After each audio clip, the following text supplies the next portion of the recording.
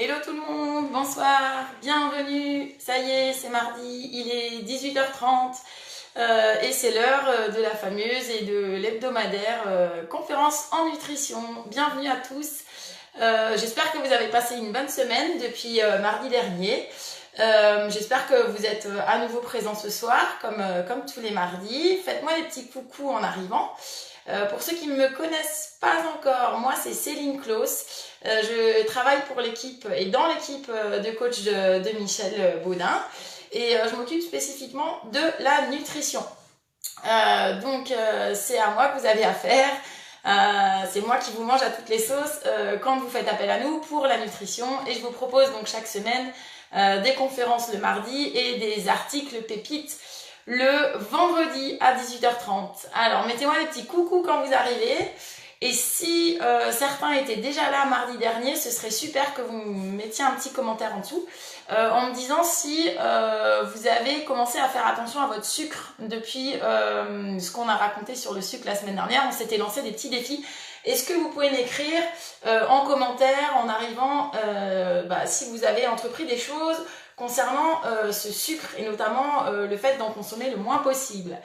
En attendant, je vous accueille et je vais lire en même temps s'il y en a qui étaient déjà là la semaine dernière. Alors, Olivier est toujours là, Nadia répond présent, Philippe aussi, Marie-Hélène vient d'arriver. Bonjour à tous, ça fait plaisir de vous avoir avec moi, même si vous n'êtes pas physiquement avec moi, c'est cool. On va pouvoir interagir ensemble, n'hésitez pas à commenter. Tous ceux qui arrivent, s'il y en a qui ont écouté la conférence de la semaine dernière, est-ce que vous pouvez me dire comment vous avez agi par rapport à cette consommation de sucre? Ah, Sébastien est là, il me dit 0 sucre et moins d'aliments raffinés. Yes! C'est excellent Sébastien. C'est bien, t'as pris en compte tout ce qu'on a dit. Olivier me dit, j'ai arrêté les bons becs. Ouais, d'accord, j'attends de voir Olivier. Bonsoir à tous ceux qui arrivent. Je vais encore attendre 2-3 minutes le temps que tout le monde se connecte. J'espère que vous m'entendez bien. A priori vous me voyez bien, ça devrait être bon. Si jamais vous ne m'entendez pas, n'hésitez pas à me le dire, mais je pense que tout fonctionne correctement. Alors, dites-moi encore où vous en êtes avec votre consommation de sucre. Ok, ça arrive, c'est super. Alors, ce soir, on va parler des principales erreurs nutritionnelles. D'accord, c'est ces choses qu'on pense bien faire parce que si vous êtes là à suivre ces conférences, je suppose que vous voulez tous bien faire dans votre alimentation.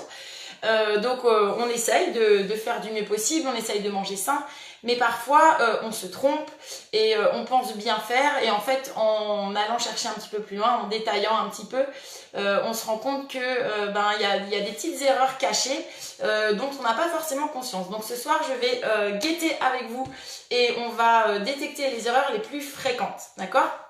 Alors dites-moi si depuis que vous suivez par exemple mes conférences ou si très récemment vous avez compris certaines erreurs que vous pouviez faire par le passé et que vous avez rectifié récemment. Est-ce que ça c'est des choses qui vous parlent, ces erreurs-là?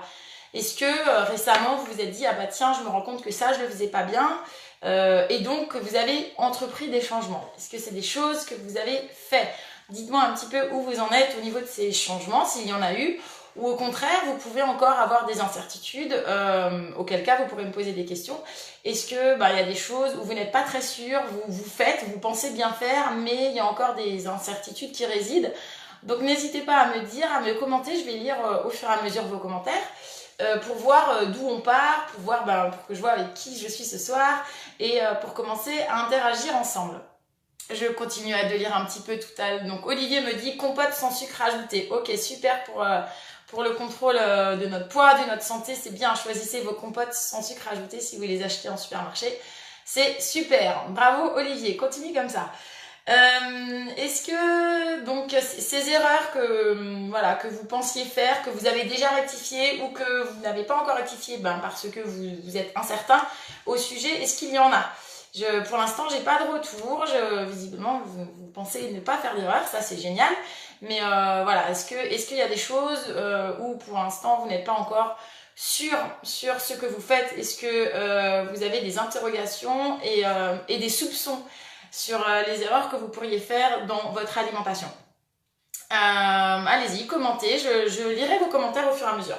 Moi, en tout cas, ce que je veux vous dire ce soir, c'est que je suis partie de mes enquêtes de terrain. C'est-à-dire, c'est grâce à vous que j'apprends au quotidien, grâce à mes patients que je reçois ici, ou à vous, les coachés en groupe, à vous, ceux que j'ai au téléphone. Je sais pas si Aurore est là, si Marie est là, si Constance est là. Voilà, c'est des personnes que j'ai eu tout récemment au téléphone en coaching privé.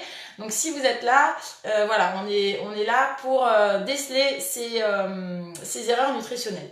Et donc, je m'alimente en fait de vous et de ce que j'entends au quotidien, de ce que vous me ramenez comme discours, de ce que vous me rapportez. Et c'est à partir de ça qu'en fait j'ai décelé 3 grandes catégories d'erreurs. C'est les principales, celles qui me reviennent souvent, régulièrement, celles pour qui les patients, voilà, vous êtes nombreux à faire ces erreurs-là. Elles concernent 3 thématiques. Je les ai classées un petit peu pour que ce soit plus simple à vous expliquer en 3 thématiques différentes. Je vois que Catherine vient d'arriver. Bonsoir Catherine, et Simone aussi. Bienvenue à toutes les deux. Donc pour vous recadrer le thème de ce soir, on parle des erreurs nutritionnelles. Donc j'étais en train de dire que je les ai classées en 3 catégories. La première catégorie concerne la structure journalière de vos prises de repas, c'est-à-dire le rythme, la fréquence, la répartition de vos repas, d'accord, la structure au niveau des horaires. Ça, c'est un premier pôle, une première catégorie dans laquelle on détaillera tout à l'heure, mais c'est une catégorie importante où il y a beaucoup d'erreurs qui sont faites.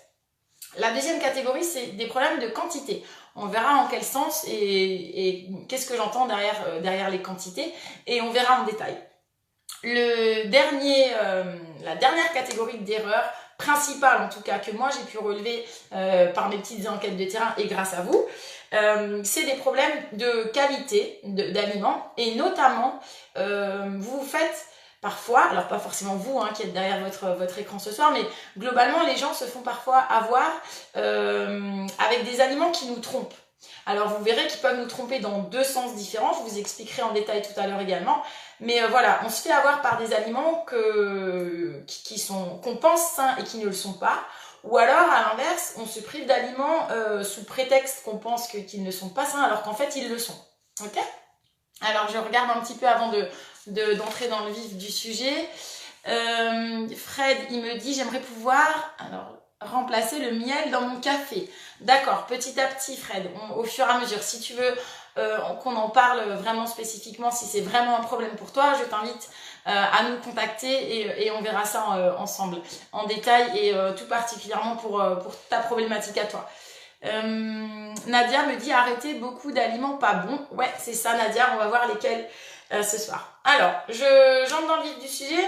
Je prends ma première catégorie d'erreurs, celle que moi j'ai décelée en tout cas en tant que telle, qui concerne la structure de votre journée. Dans cette catégorie-là, il y a plusieurs erreurs, pardon. La première erreur, c'est d'avoir une structure complètement anarchique de prise de repas, c'est-à-dire des repas qui sont à des horaires complètement biscornus, d'un jour sur l'autre, c'est jamais la même chose. Alors certes, on a des contraintes professionnelles, et je coach et j'accompagne beaucoup de personnes qui sont dans ces cas-là. C'est un problème que je connais bien, des infirmières qui travaillent de nuit, des hôtesses de l'air qui ont des horaires décalés, qui doivent gérer le décalage horaire, qui doivent gérer les repas dans l'avion. Voilà, donc c'est des choses qu'on a l'habitude.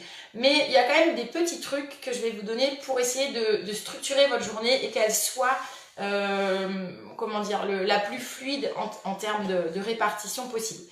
La première des choses, ce serait de prendre votre petit déjeuner dans la demi-heure ou maximum dans l'heure qui suit votre réveil. Ça, si vous pouvez le faire, c'est génial. Ensuite, donc peu importe l'heure de votre réveil, essayez de faire ça pour le petit-déj. Ensuite, pour votre déjeuner, essayez de mettre votre déjeuner entre 4h30 à 6h maximum après votre petit-déj. Ça encore, donc on calcule en fait à partir de, c'est pas midi pile, si vous vous êtes levé, si vous avez déjeuné à 11h, vous n'allez pas redéjeuner midi à midi pile, d'accord? Donc on décale, donc on est 4h30 à 6h à peu près, on n'est pas à la minute près, mais après le petit-déj. Et le dîner du soir, il devrait essayer de le faire intervenir en tout cas entre 7 à 8h après, d'accord? Et quand vous avez du coup un rythme comme ça, quand on essaye d'instaurer un rythme avec des heures, avec un espèce de cadre, et ben notre corps il comprend beaucoup mieux les choses et ça va nous aider. Ça, c'est donc la première erreur, c'est sur ces heures, d'accord? Sur cette structure qui peut être complètement anarchique.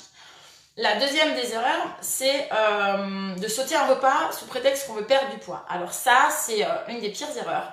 En se disant, bah, de toute façon, moi j'ai sauté un repas, donc j'ai, je sais pas, 500, 600 ou même plus, il n'y a pas de problème, calories en moins, pardon. Et donc, voilà, je vais moins prendre de poids, ou peut-être même que je vais perdre du poids. C'est carrément la pire erreur. Ne faites pas ça. J'allume les warnings. Ne sautez pas de repas sous prétexte que vous voulez perdre du poids. C'est des choses que je vois, c'est pas du tout inventé, c'est des choses qui couramment, qu'on me relate couramment, que vous m'expliquez couramment. Ça, ne le faites pas. Pourquoi? Eh bien parce qu'en fait, en sautant un repas, votre corps, il va interpréter ça comme une période de famine. C'est-à-dire qu'il aurait dû avoir à manger, en quelque sorte, et vous lui enlevez ce repas. Du coup, pour lui, eh bien, c'est comme si c'était une période de famine. Donc, qu'est-ce qu'il va faire dès que vous allez lui redonner à manger plus tard? Eh bien, il va stocker.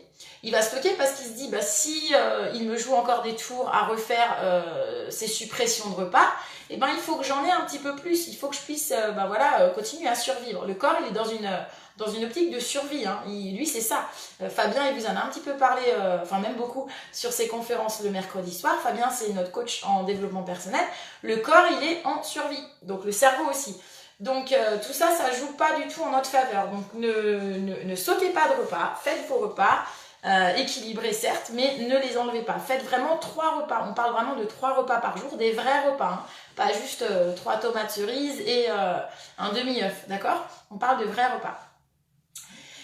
Toujours dans ce problème de structure, de prise des repas, il y a une erreur aussi qui m'a interpellée, c'est les gens qui se privent de collation. Alors la collation, moi je préconise de l'installer dans une journée dans 2 situations possibles.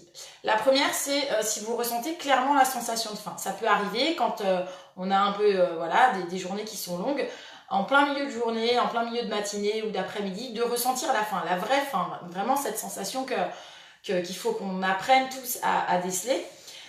Dans ce cas-là, mettez votre collation, d'accord? Alors une collation équilibrée, une collation que l'on peut voir aussi ensemble sur son contenu. Ça, c'est des choses qui se travaillent en coaching personnalisé. Mais voilà, une collation saine, mettez-la, d'accord? C'est pas du tout un bonus, c'est pas un joker, c'est pas une erreur que de la mettre.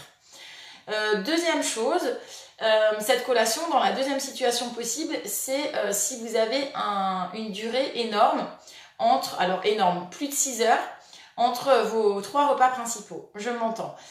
Si vous déjeunez à 11h30 par exemple, parce que au niveau professionnel, vous devez déjeuner à 11h30, et que vous savez que vous n'allez pas déjeuner avant 20h30, dans ce cas-là, c'est vrai qu'il y a une grande plage horaire. Et là, cette plage horaire, on va pouvoir la couper en 2 avec une collation. Donc, installer une collation, ce n'est pas une erreur, ce n'est pas un joker.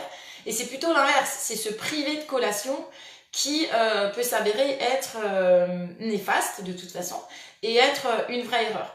Donc ça, ne vous dites pas, oh là là, ne culpabilisez pas après une collation. Alors encore faut-il y mettre les bonnes choses, d'accord? Je parle ici de collation saine, je parle pas de grignotage, je parle pas de mauvais aliments, je parle de quelque chose de sain. Donc mettez des collations et ne culpabilisez pas à les introduire dans votre alimentation, d'accord? C'est pas une erreur que de s'autoriser une collation. Ça, c'est des erreurs que je vois beaucoup auprès de mes patients, donc voilà, je voulais vous alerter aussi sur ça. Dernière chose concernant cette structure des repas, la mauvaise durée d'ingestion. Alors ça, c'est pour parler un peu plus clairement, c'est le fait de manger trop vite. Si vous finissez votre repas en 10 minutes, là, c'est ce qu'on appelle une mauvaise durée d'ingestion. Vous êtes allé trop vite. Et qu'est-ce qui se passe? Eh bien, vous ne sentez pas ce sentiment de satiété, ce n'est pas possible de toute façon de le sentir puisqu'il intervient au minimum après 20 minutes. Donc si votre repas ne dure que 10 minutes, eh bien pendant les 10 minutes suivantes, vous allez encore avoir faim et donc vous allez manger plus et pas forcément mieux, d'accord? Vous allez prendre de dessert, vous allez reprendre un morceau de pain, etc. Donc manger lentement, c'est essentiel pour gérer votre poids, on peut s'appuyer là-dessus, c'est quelque chose d'important. Comment faire pour manger lentement? Alors là, je sais de quoi je parle parce que je suis toujours la plus rapide. Alors je m'efforce, hein. je fais des efforts, mais voilà, je parle en connaissance de cause, donc je peux vous donner un petit peu mes trucs et ce qui marche plutôt bien, j'ai l'impression. Alors déjà, il suffit d'y penser en début du repas, d'accord? Si vous n'y pensez pas, faites, voilà, comptez sur votre entourage pour vous le rappeler. Quand ils voient que voilà, vous commencez trop vite, il faut leur permettre de se laisser dire que vous allez trop vite. Ensuite, posez vos couverts entre chaque bouchée. Reposez les couverts. C'est quelque chose que je ne faisais jamais. Maintenant, je commence. Voilà, c'est vraiment enclenché chez moi. Mais je vous invite à poser les couverts. Vous allez voir, ça fait bizarre au début, quand on n'a pas l'habitude. Ensuite, mâchez correctement. Vraiment, mastiquez correctement vos aliments et concentrez-vous sur le goût, la texture qui se dégage. Ça, c'est important. Et vous allez redécouvrir peut-être certains aliments. Donc, mâchez bien, posez vos couverts. Ça, c'est des choses qui sont intéressantes à faire. Et le dernier petit truc que j'ai essayé, c'est faites le petit jeu, sans le dire à personne, de vous caler sur les autres. C'est-à-dire que vous ne devez pas avoir fini la première. Essayez peut-être même de finir en dernier. Ça, c'est hyper rigolo. Vous leur dites rien et puis voilà, vous vous calez sur les autres, vous checkez un petit peu les assiettes à droite à gauche et vous essayez lentement de suivre le rythme mais des autres, à condition que les autres mangent pas plus vite que vous, évidemment. Ok? Donc ça, c'était toute la partie, toutes les erreurs nutritionnelles qui concernaient la structure, le rythme, la durée d'ingestion, la répartition des repas dans la journée. Ok? Est-ce que pour l'instant, vous me suivez? Est-ce que vous comprenez vers là où je veux vous emmener? Mettez-moi des petits pouces. Allez, envoyez-moi des pouces sur mon écran. Moi, pendant ce temps-là, je vais faire une toute petite pause pour lire un petit peu ce que vous m'avez écrit pendant que je parlais. Alors, Mandoline, elle me dit... Alors, du coup, ça bouge un petit peu. Mandoline me dit respecter 4 heures entre les repas. Ok. Super. 4 heures. Alors, 4 heures, c'est... si tu considères que la collation est un repas, oui. C'est-à-dire, si tu fais 8 heures pour ton petit-déj, midi pour ton déjeuner, et du coup 16 heures pour ta collation, et 20 heures pour ton dîner du soir, c'est génial, d'accord? Ça, c'est très très bien, Mandoline. Simone qui me dit, oui, infirmière remplaçante et en intérim. Jamais les mêmes horaires. Ouais, exactement, Simone. Donc, c'est ce que je disais avant. Pour la gestion de ces horaires, au lieu de se caler sur les horaires de la journée, qui sont vraiment le quelle heure il est, calez-vous plutôt sur votre propre rythme, d'accord? Par rapport à votre heure de lever. Ça peut être une astuce pour vous aider à gérer justement ces contraintes professionnelles au niveau des heures. Nadia me dit, c'est ce que je faisais, manger pas, car pas faim, et du coup je stocke. Ok, d'accord. Donc effectivement, Nadia, je pense que tu parles du fait de stocker en sautant des repas. Effectivement, le fait de sauter des repas va nous amener derrière à stocker parce que, comme je vous le disais avant, le corps il interprète ça comme une période de famine. Donc il va stocker, dès que vous allez lui redonner, il va stocker au cas où cette période de famine reviendrait. Il est en mode survie, notre corps. Alors je vois que Magali nous a rejoint. Coucou Mag, j'espère que tu vas bien et que ta blessure est en cours de réparation, si je peux dire comme ça. Ok, bon voilà. Donc ça, c'était ma première catégorie d'erreurs. En tout cas, celle que moi, je rencontre couramment auprès de vous, auprès de ma patientèle. La deuxième catégorie d'erreurs, c'est celle qui concerne les quantités. Alors là, vous allez me dire, ouais Céline, clairement, si on mange trop, évidemment, ça va pas le faire au niveau de notre poids. Oui. Alors, vous avez certainement tous fait cette démarche dans votre tête en vous disant, ouais, les quantités, c'est forcément qu'on mange trop. Mais par contre, là où il y a des erreurs, c'est que il y a aussi des problèmes de quantité à l'inverse. Au cas où on supprimerait trop d'aliments, au cas où on serait en déficit calorique trop important.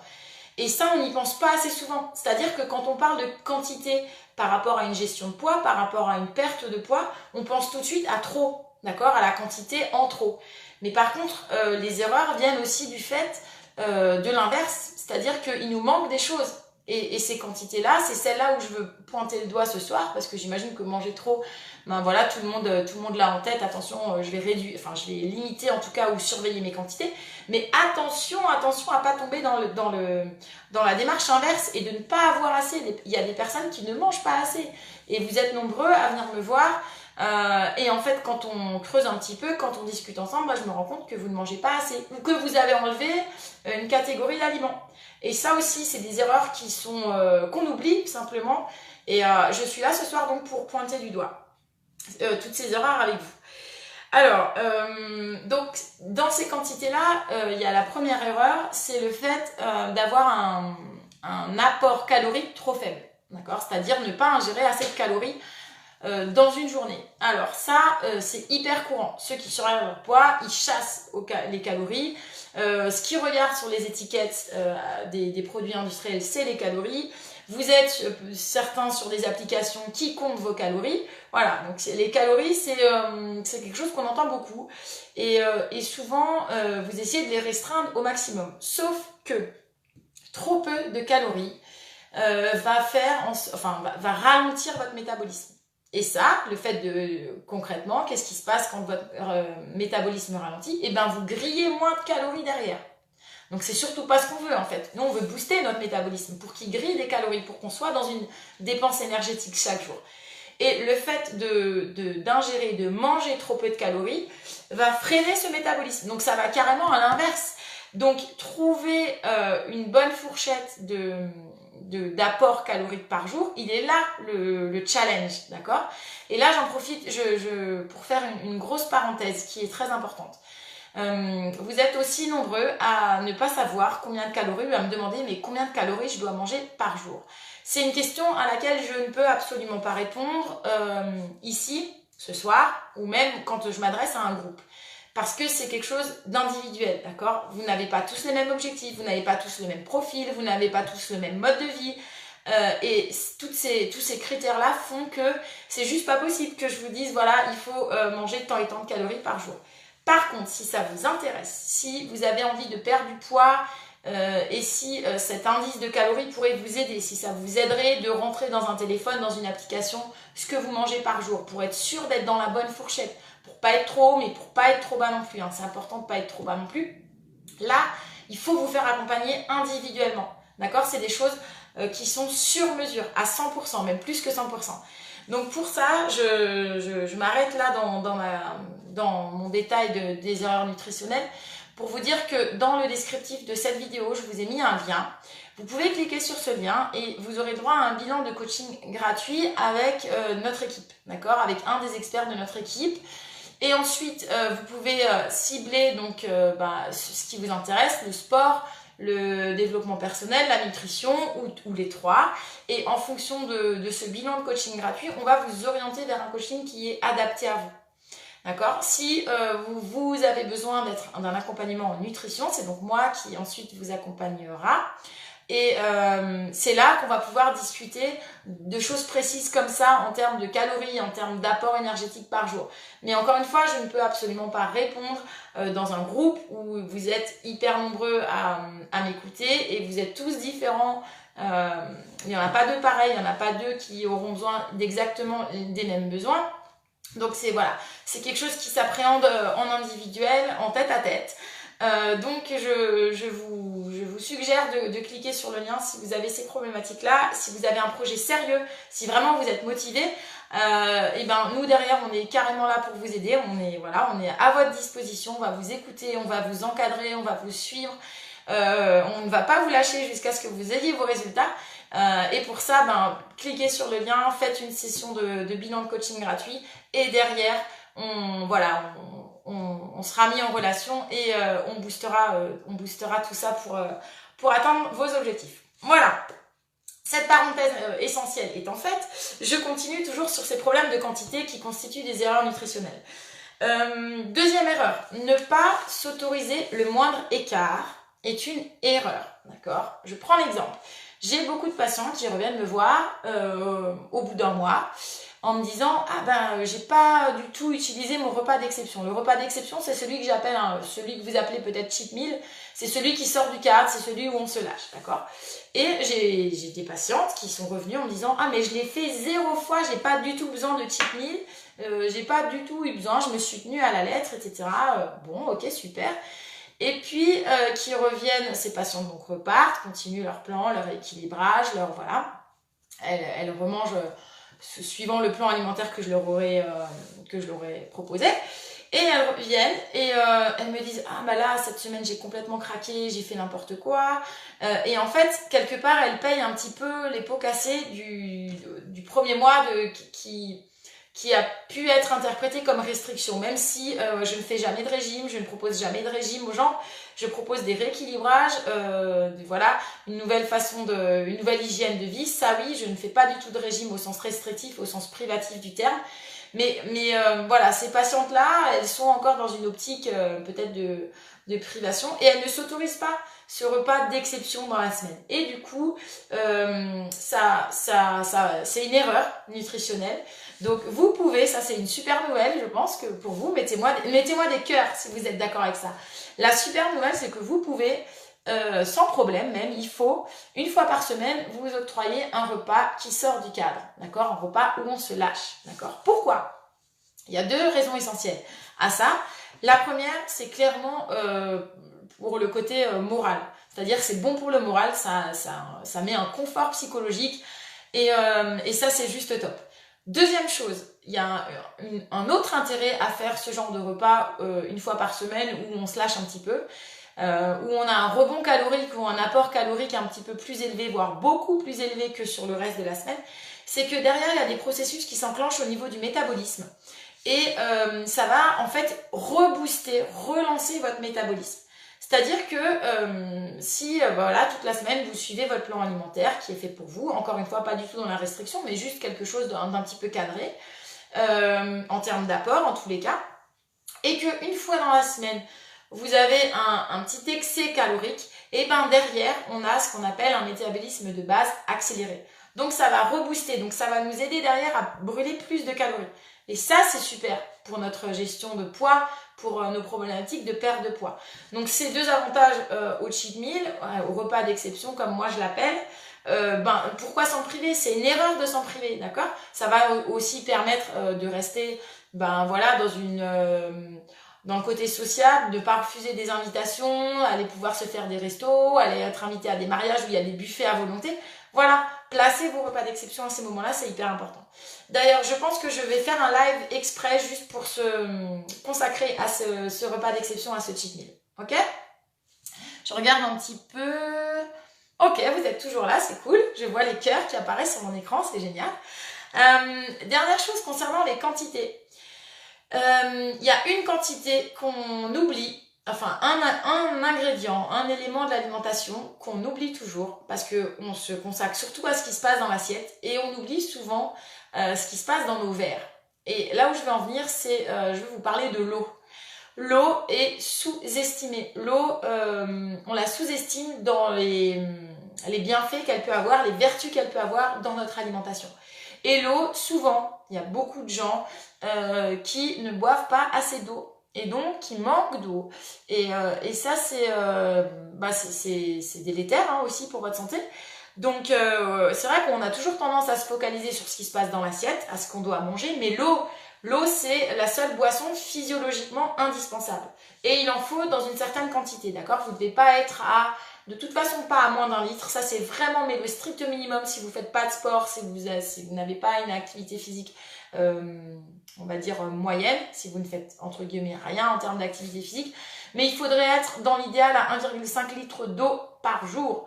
Donc l'eau, attention à en boire. Et le problème, c'est qu'on n'a pas toujours ce sentiment tout de suite de soif. Et quand il est là, ce sentiment de soif, c'est trop tard. C'est qu'on a déjà, on a déjà enclenché une déshydratation. Alors certes minime, d'accord, mais n'attendez pas d'avoir soif pour boire. Donc mettez-vous des rappels sur votre téléphone. Je sais qu'il existe des applications avec des petits rappels pour boire. Et l'idéal, c'est d'étaler cette prise d'eau sur toute la journée. Ok?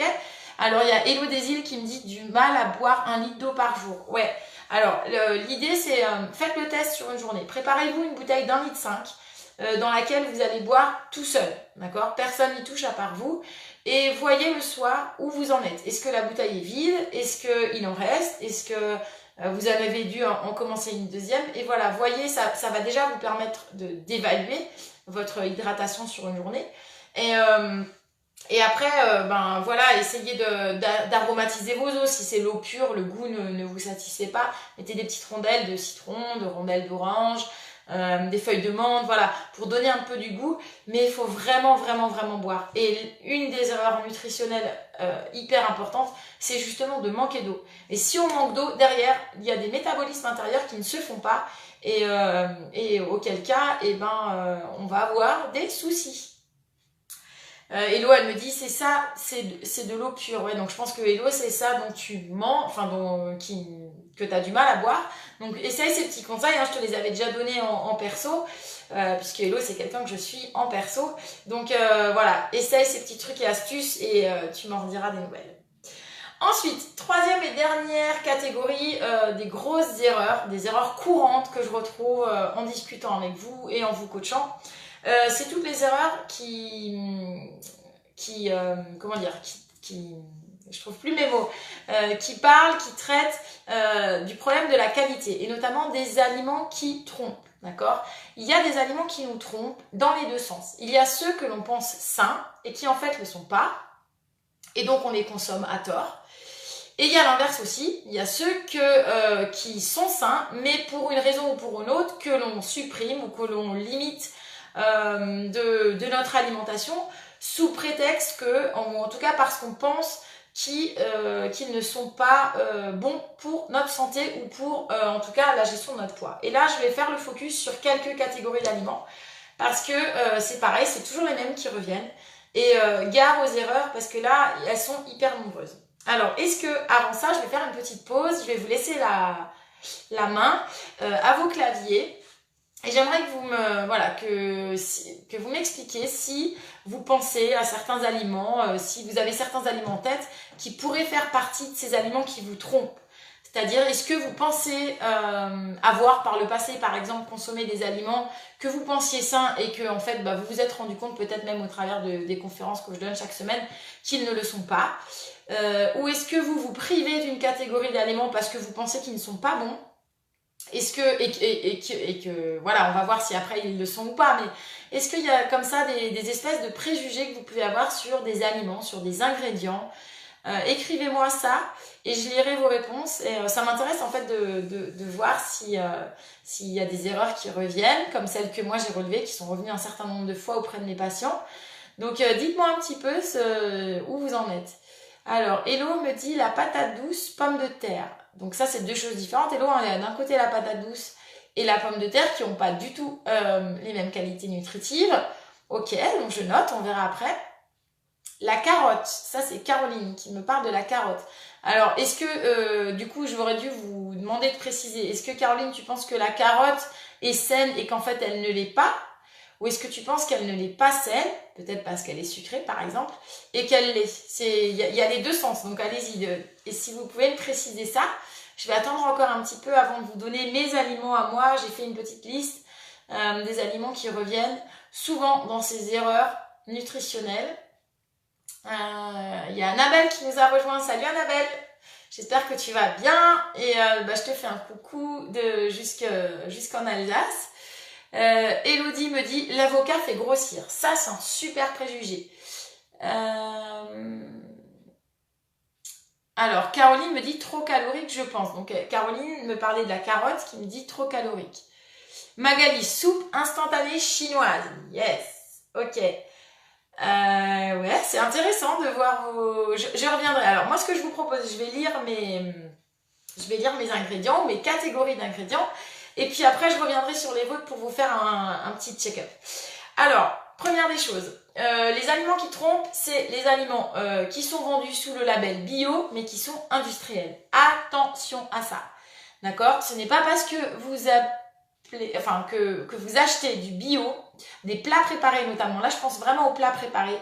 Il y a beaucoup de patients, voilà, on est dans un souci de temps, il faut faire vite. Donc, on achète des plats préparés, des plats tout faits, des plats industriels.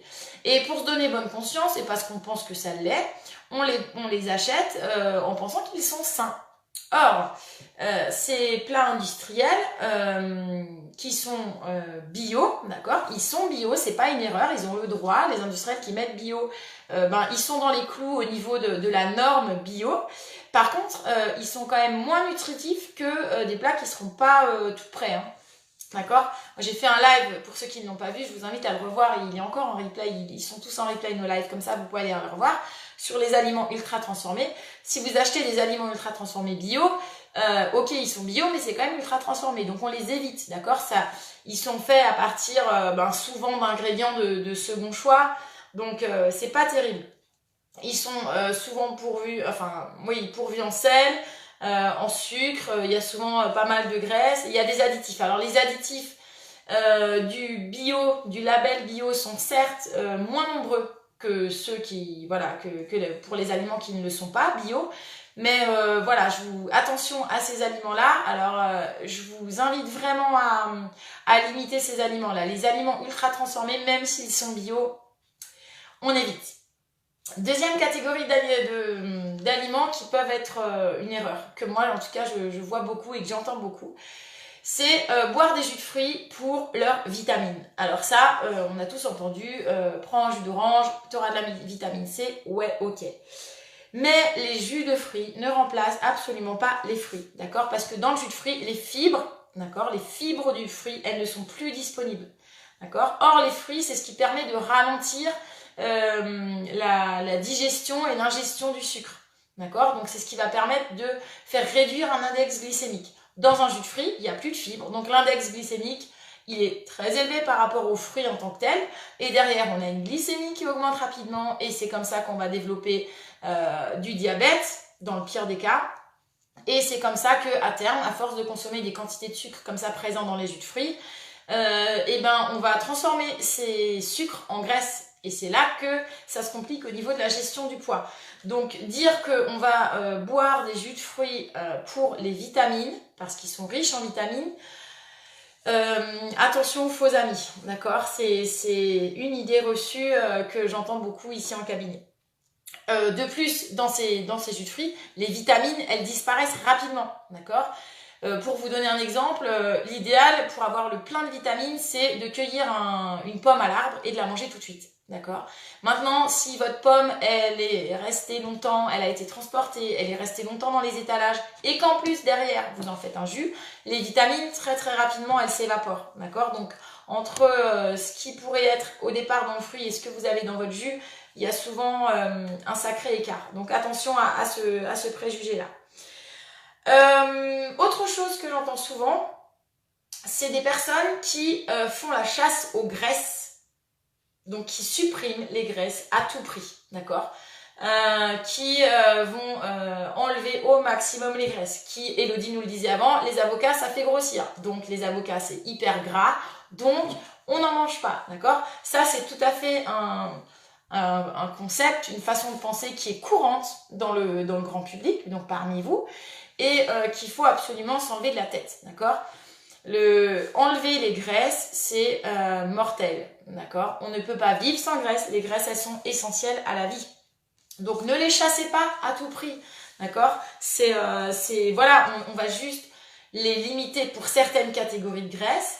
On va éviter les excès. Là, je vous parle des graisses saturées. Les graisses saturées, c'est celles qui proviennent des aliments transformés et industriels, et aussi des graisses issues des aliments d'origine animale, donc viande, les viandes, les poissons, le beurre.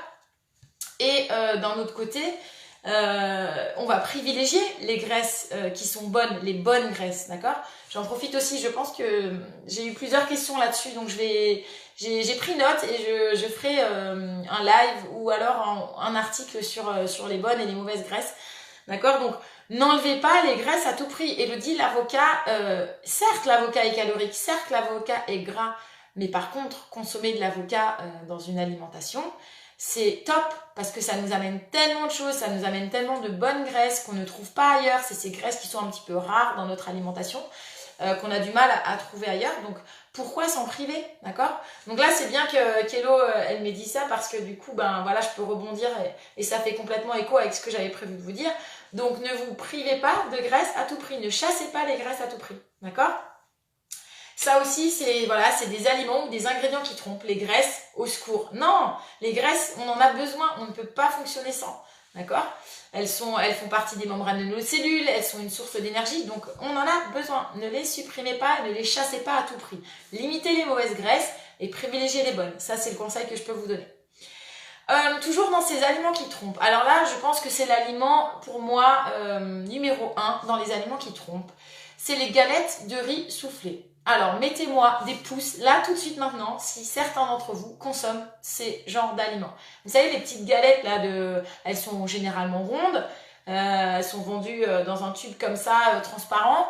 Et elles sont au rayon bio, elles sont souvent bio d'ailleurs, on va les chercher au rayon bio, donc on se dit waouh, ça c'est super sain, c'est pas calorique, il n'y a pas trop de sucre, enfin c'est ce qu'on croit, et on se dit ça va nous faire un super encas, ça va nous caler et on va avoir un encas light. Est-ce qu'il y en a qui font ça? Mettez-moi, tous ceux qui font ça, mettez-moi un pouce et je vais voir les pouces défiler. Ouh là là, il y a des pouces qui arrivent. Donc j'imagine que tous ceux qui mettent des pouces, si vous avez si vous avez écouté ce que je dis, c'est que vous consommez ce genre d'aliments et que vous pensez qu'ils sont sains. Alors stop, dites-moi, enfin promettez-moi de plus acheter ça. D'accord? Les galettes de riz soufflé, on pense tous. Beaucoup de gens pensent que c'est quelque chose de sain. Alors, effectivement, vous êtes dans le magasin, vous sortez votre smartphone, vous avez une application, vous scannez, vous regardez, un Nutri-Score A, couleur verte, super, génial. A, on peut pas avoir mieux que A, c'est la meilleure note. Sauf que, d'accord, Nutri-Score s'intéresse à ce qu'il y a dans l'aliment, donc il n'y a pas trop de graisse, ça veut dire qu'il n'y a pas trop de graisse, ça veut dire qu'il n'y a pas trop de gras, ça veut dire qu'il n'y a pas trop de sel. Ok, sauf que l'index glycémique de ces galettes de riz soufflé est hyper élevé. Donc, qu'est-ce que ça veut dire concrètement? Ça veut dire que quand vous allez manger une galette comme ça, le taux de sucre dans votre sang, il va monter en flèche, ça va faire un pic de glycémie. Derrière, à force, ces pics de glycémie donc déclenchent des réactions hormonales qui sont archi pourries, comme on dit. Passez-moi l'expression, mais c'est vraiment ça.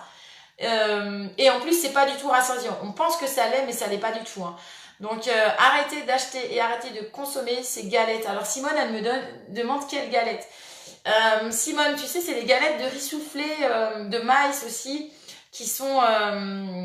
comment t'expliquer ça? C'est comme du popcorn aplati et en format steak haché. Souvent, c'est un peu ça le descriptif. Ah oui, ça y est, elle a compris Simone, super. Donc ça, stop, arrêtez d'en acheter, ils sont pas bons pour votre santé et ça n'apporte pas grand chose en termes de nutrition. Donc ne faites plus l'erreur d'acheter ce genre de produits et de consommer ce genre de produits. Dernière erreur, et j'en aurai fini avec mon listing des erreurs à éviter et des erreurs courantes dont j'entends parler. C'est ceux et celles qui me disent évitez les fruits sous prétexte qu'il y a du sucre dedans. Quand je dis essaye de manger 1 ou 2 fruits, 2 fruits par jour, c'est bien.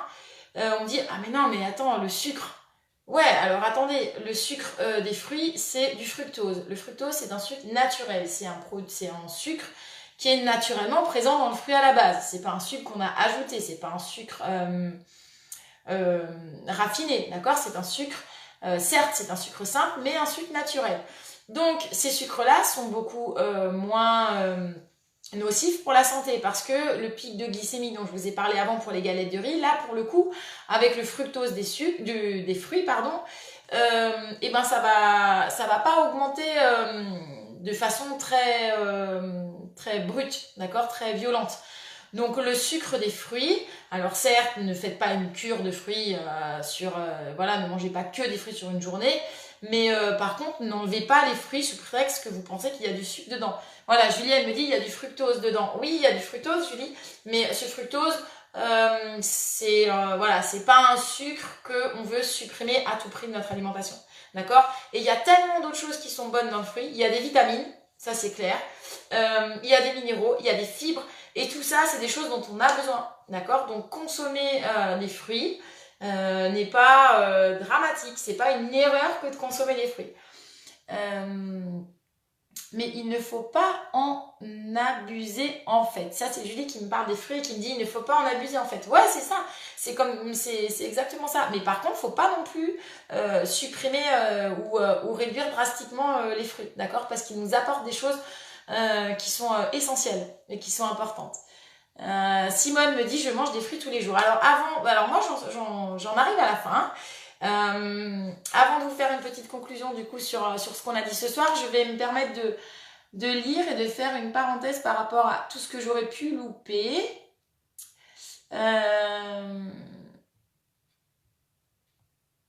Alors, attendez, je remonte. Papa. Bibio, quand l'aliment vient... Alors, j'ai... Ah, d'accord. Catherine, ok, j'avais pas compris le sens de ta phrase. Alors, je suis pas encore assez remontée. Alors, ouais, Simone, elle nous parle donc sur les aliments qui sont pas forcément top. Le jambon blanc emballé. Donc, je pense que tu penses au jambon blanc sous vide, Simone. Alors, en effet, c'est un produit industriel. En effet, il y a des additifs. En effet, il y a du sucre dans ce jambon. Donc, si vous pouvez l'acheter chez votre boucher, ce sera d'autant mieux que d'acheter de l'industriel. Donc, Simone, c'est bien, tu as bien ciblé tout ça. Alors, Magali, elle me dit les soupes instantanées chinoises. Elle pensait ça sain. Mais en fait, elle s'est rendue compte qu'il y avait trop de sel. Alors, il y a trop de sel et en plus, il y a plein d'additifs. Tu regarderas, Magali, la liste des ingrédients. Déjà, plus elle est longue, plus c'est mauvais signe. Et effectivement, il y a du sel, mais il y a des additifs, il y a des conservateurs, il y a plein de choses. Et puis, le fait que ce soit... Enfin, je pense que c'est celle où on rajoute nous-mêmes l'eau bouillante, les soupes dont tu parles, Magali. Donc, effectivement, c'est un produit ultra transformé, ça, d'accord? C'est quelque chose de... En termes de degré de transformation, on est au pire degré de transformation. Donc, comme on l'a vu il y a 2 semaines, dans mon live sur ces aliments ultra transformés, je vous invite effectivement à ne pas en manger. Je vais continuer un petit peu. Donc, Nadia qui nous dit, elle les consomme après son sport. Mais il ne faut pas en abuser, ça j'ai déjà lu. Alors, Simone qui nous disait, je mange des galettes de maïs. Ouais, c'est ça, Simone. Alors, du coup, je t'invite à vraiment ne plus en acheter pour ne plus en manger et remplace-les par quelque chose de sain. Un fruit, justement, par exemple, un fromage blanc, un yaourt, enfin voilà, quelque chose de beaucoup plus sain ou une petite poignée d'oléagineux, ça fera largement plus l'affaire que des galettes. Nathalie me disait non, je n'en mange jamais. Bon, super, Nathalie, c'est bien, t'as des bons réflexes. Julie qui me dit je ressens plus le besoin de manger du poisson que de la viande en ce moment. Ok Julie, c'est pas un souci, vas-y, tu peux manger du poisson, réduire un petit peu ta viande et manger du poisson, on est dans la même catégorie. Alors, en ce qui concerne les protéines, on est dans la même catégorie d'aliments, donc tu peux facilement switcher entre la viande et le poisson. Après, c'est vrai que le poisson, en plus, selon comment tu le choisis, si tu choisis du poisson gras notamment, saumon, maquereau, truite, ça va te permettre d'amener des bonnes graisses justement, donc tant mieux. Et ça, c'est pas un problème. Suivez un petit peu, je profite de la remarque de Julie, suivez un petit peu vos goûts, écoutez-vous. Tant que ça reste dans un cadre raisonné et raisonnable, vous pouvez y aller. Là, si c'est juste une histoire de poisson ou viande, fais-toi plaisir avec du poisson. D'accord? Ça, c'est pas un souci. Julie, elle me dit oui, mais pas de produits industriels, c'est la misère. Et voilà, c'est tout ça. Julie, c'est parfait, t'as tout compris. C'est à peu près ça. Les produits ultra industriels, ultra transformés, c'est la misère. C'est bien résumé, Julie.